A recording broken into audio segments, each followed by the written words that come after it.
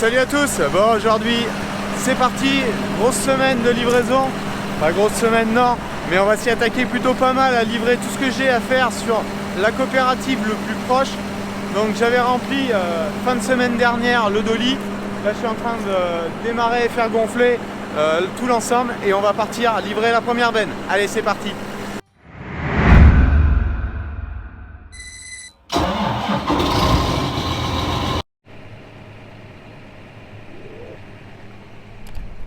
Et comme vous le voyez, on est un peu plus de 6 bars, donc j'attends d'être à 7-8 pour pouvoir partir, avoir suffisamment d'air dans les bouteilles et partir. Alors pourquoi il y a une fuite? Il y a toujours une petite micro-fuite sur les mains, soit du dolly, soit du tracteur. Et des fois sur aussi les petits clapets sous les bouteilles, il faudrait que je les change sur le dolly parce qu'ils suintent à peine. Et le problème, c'est les 2 récoltes passées qu'on avait fait depuis la réflexion du dolly dans les tournesols. On a toujours tendance à avoir une canne de tournesol qui est tapée après et ça les arrange pas vraiment. Il faudrait que je fasse des petites tôles de protection. Mais même avec des tôles, le problème c'est si on recule à peine dans les cannes, même si je le fais pas exprès, ça peut arriver qu'on ait besoin de reculer pour me faire une manœuvre, un demi-tour sur une bande enherbée et taper dans des cannes de tournesol. Et là, c'est franchement pas terrible. Voilà. Bon, mais là, je vais être chargé. Chargé en air et je suis chargé en grain. On va se rendre à la coopérative. Simplement, il me reste à remplir le petit bon de transport avant et puis c'est parti.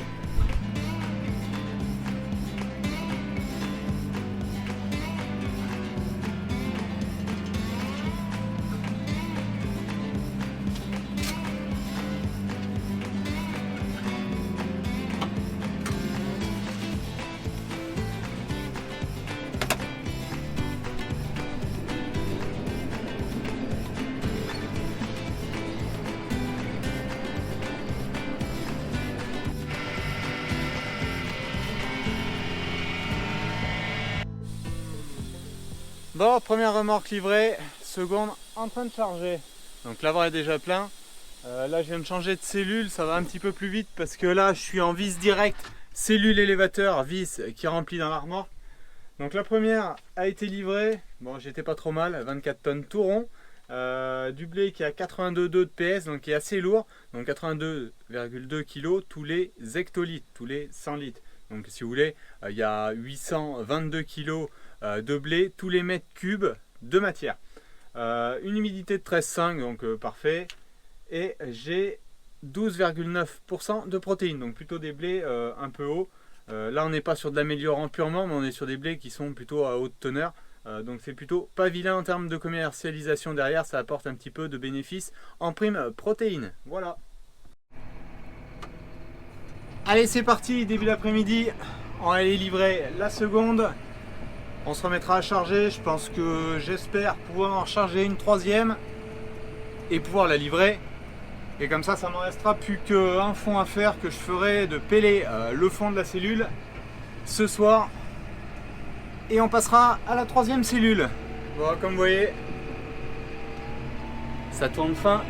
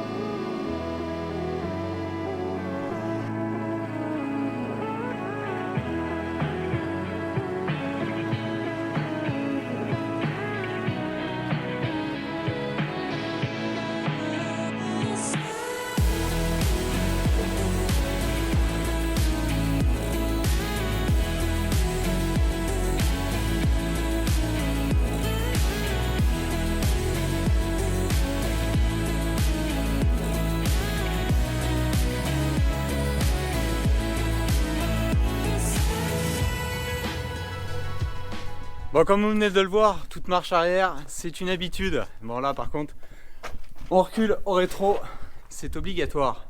Allez, on est reparti, on remet en route, vis transporteuse, là-haut, élévateur et vis principale. Donc là je suis en train de prendre dans la cellule qui se retrouve tout au fond. Comme je vous dis, donc la vis qui vient se plonger dans l'élévateur, en remontant en haut jusqu'à la distribution, la vis transporteuse qui est tout là-haut, et on descend par le tuyau là, dans la benne. Allez, c'est parti pour 1h20 à peu près, pour charger 24 tonnes ici. Là, on a un petit peu plus de débit, c'est à peu près 20 tonneurs ici, quand je suis sur cette configuration-là. Quand je suis ici, par contre, là, je dépasse pas bien 12 tonnes, 12-13 tonnes à l'heure. Allez, ça remplit, ça remplit.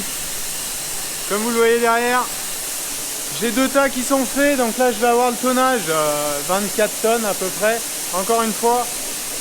Donc ça s'est bien passé, ça va être 4 heures de l'après-midi, le temps d'aller l'air livrer, ça ferme à 5 heures. Donc c'est parfait, moi ça me laissera le temps de recharger une 3e fois pour la journée.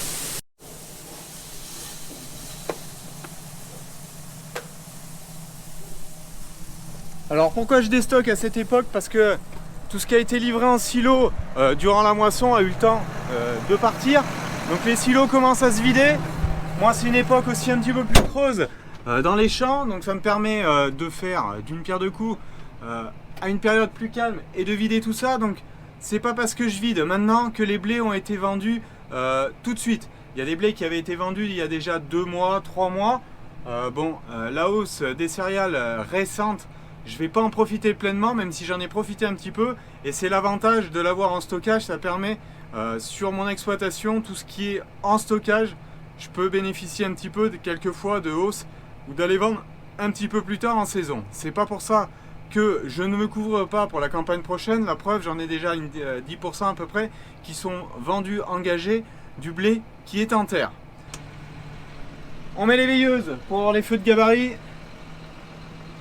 Gyrophare sur la remorque, gyrophare sur le tracteur, même si c'est pas bien loin. Il faut mettre tout ça. Allez, c'est parti.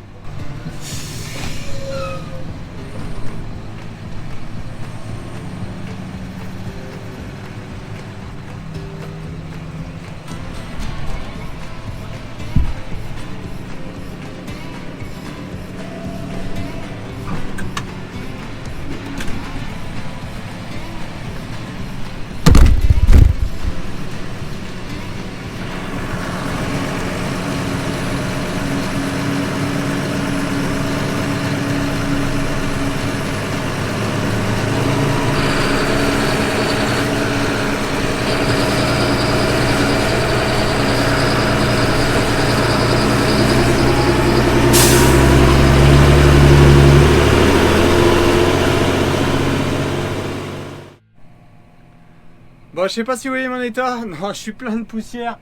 Je viens de peler donc le fond de la cellule pour pousser dans le cône tout ce qui était dans la 2e cellule que je vous ai montré, de décaler la vis sur un 3e, et je finis de charger cette semis là juste après. Donc en fait je travaille avec par lot en gros de 2 à 3 cellules d'une même variété, donc comme ça me permet de faire des voyages pleins tout le temps, et il n'y a vraiment que la dernière remorque qui se retrouve un petit peu plus petite. Allez, là on va avancer, de quoi faire un bon tas derrière. L'avantage avec la semi, on n'a pas besoin de pointer pour faire le tonnage. 2 tas, un devant à mi-chemin sur l'essieu arrière du dolly et un sur l'essieu avant de la remorque, et on est bon en termes d'équilibre de charge par rapport au poids réglementaire que je peux mettre là-dedans, à savoir 24 tonnes pour l'ensemble, ce qui me fait 44 tonnes sur un pont bascule. Voilà, allez, je vais vous faire voir où j'en suis.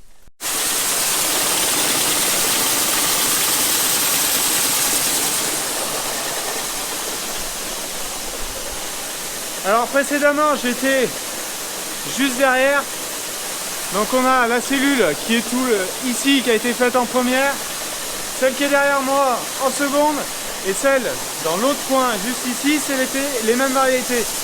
Alors elles sont à chaque coin en fait du stockage. Pourquoi? Parce que ces 3 cellules là, ces 3 cellules que je travaille avec cette vis à la sortie qui est en réglage de 6 mètres de long.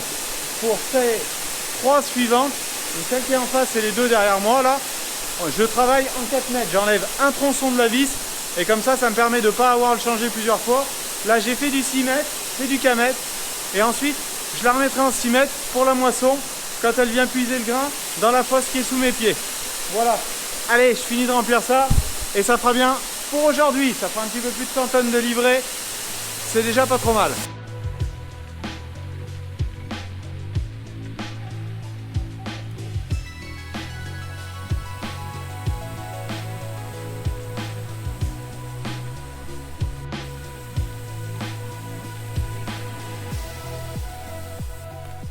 Alors comme vous venez de le voir sur les images, les deux arbres qui se trouvaient devant la maison, dans la cour de l'exploitation, à savoir un polomia là, qui avait une quarantaine d'années, un petit peu plus de 40 ans, et le sapin bleu là, qui avait une grosse cinquantaine d'années, ont été retirés. Alors ça change un petit peu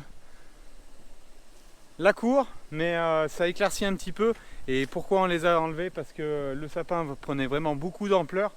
Et à chaque fois qu'on avait des grands coups de vent ou des petites tempêtes, on serrait, on croisait les doigts et on serrait des fesses qu'il n'aille pas soit sur la maison, soit sur la grange. Donc par sécurité, on l'a enlevé. On replantera peut-être quelque chose ici.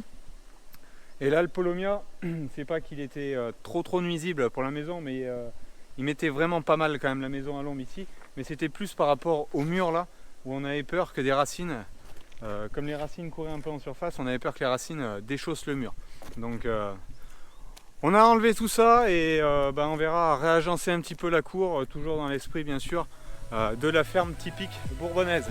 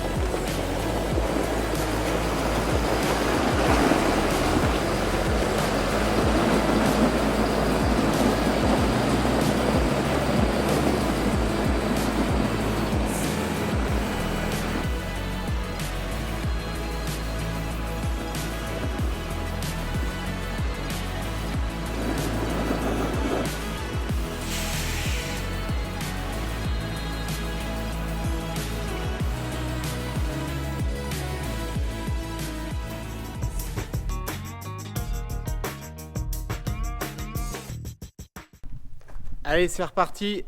Donc ce matin, j'ai continué de livrer, j'en ai fait 2. Donc la cellule va être vide. Maintenant, il me reste à finir de peler le fond de la cellule. Hop, on met la lumière, on remet en route. La vis du haut, l'élévateur et la vis en bas. Allez, on va aller prendre une lumière, la pelle, le balai et on va aller finir de vider tout ça. Bon, par rapport à avant, où je travaillais simplement avec l'halogène, maintenant je prends juste une lumière portative. Et vous voyez, on voit le cône ici de la cellule et tout ce que j'ai à pousser au fond.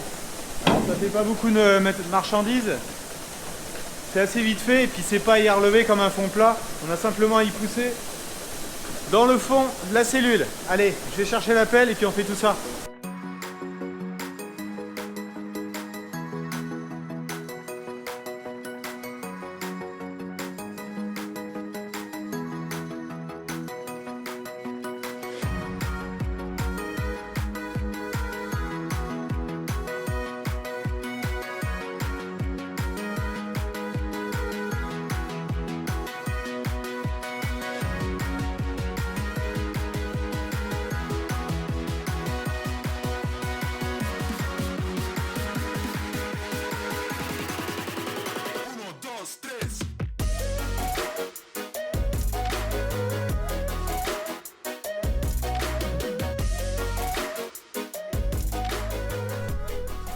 Et voilà, donc cellule vidée complètement.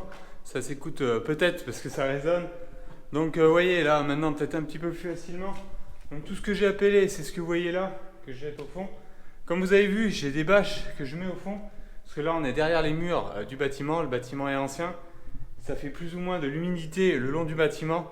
Donc c'est pour ça qu'on met des plastiques entre le bord de la cellule, ici, et le bord du couloir de ventilation qui se retrouve au plus proche du cône, là qui permet de diffuser l'air quand on souffle avec le ventilateur pour refroidir le grain, mais complètement contre le bord des cellules, on ne peut pas y atteindre, il faudrait un coup.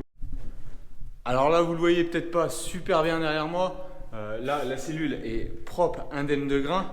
Maintenant, ce qu'il me restera à faire, c'est toute la poussière sur les parois ici, démonter tout ce qui est caniveau là, donc je le démonte, j'aspire tout, la poussière, donc déjà j'aspire les quelques grains qui peuvent rester maintenant, et ensuite au mois de juin, je raspire tout en poussière, plus une désinfection ensuite des cellules.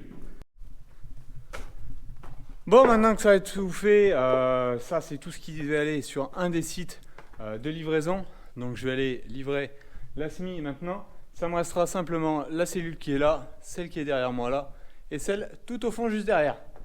Donc en fait, j'ai fait la moitié du travail là, en à peine 3 jours. Mon avantage, c'est qu'on va beaucoup plus vite, beaucoup moins de voyages avec la SMI, et j'ai pas la contrainte d'avoir à peler ou avancer constamment la remorque pour la remplir pleine, comme avec une benne agricole. Là, simplement 2 dômes me permettent de mettre la quantité réglementaire pour aller livrer.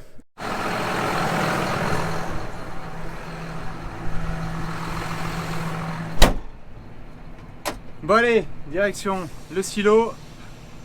Il me restera ensuite, parce que là, donc en fait, sur le calcul de tonnage de mes cellules, j'exclus tout le temps le cône qui a une certaine capacité, et j'avais là aussi mes excédents de semences. Donc ça n'a pas été vendu, donc je vais pouvoir le commercialiser maintenant que j'ai le tonnage exact qui va être livré. Donc on va aller finir de livrer ça. Je fais le point et je pourrai finir de commercialiser le reste de mes blés, et ensuite il me restera à démonter la vis à 4 mètres comme je vous disais pour les 3 cellules restantes qui iront sur un autre silo, un autre site. Donc c'est du blé améliorant, le reste totalement, là il y en avait une partie mais le reste c'est uniquement de l'améliorant. Donc on pourra faire ça, et il faut que je prenne rendez-vous avec le silo, la coopérative, pour savoir quand je vais livrer tout ça. Bon, ma petite pile de feuilles est là, de bons de livraison. C'est bien ce que je pensais, bon, j'avais pas fait le calcul. J'en ai un petit peu plus d'une vingtaine de tonnes, donc qui n'avaient pas été engagées. Donc ça, je vais aller l'engager tout de suite, étant donné que les cours sont plutôt pas mauvais en ce moment. Donc ça récupérera un petit peu la moyenne, parce que j'en avais vendu un peu trop précocement, mais enfin bon, ça on sait jamais tout ce qui va se passer en termes de cours. C'est très fluctuant à la hausse comme à la baisse à certains moments. Bon là on est plutôt sur une vague un petit peu plus haute, ça fait plaisir. On a des productions qui sont valorisées plutôt pas trop mal quand même en ce moment, on peut pas se plaindre. D'autant plus que j'ai des blés qui sont largement en dessus de 12 de protéines, certaines remorques étaient à 13, donc c'est plutôt pas mal, ça rapporte un petit bénéfice encore par-dessus, plus l'avantage d'avoir le stockage qui est valorisé aussi en partie. Donc c'est plutôt pas mal.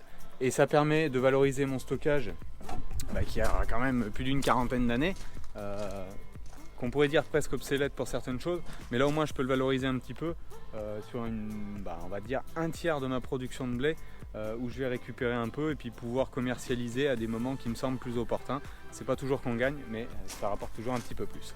Voilà, bon allez, moi je vous dis à la prochaine. Et ça me restera le reste du déstockage. On va avoir un peu de travaux dans les champs si d'aventure ça voulait geler, mais vous verrez tout ça dans la prochaine vidéo. Allez, ciao, bye bye.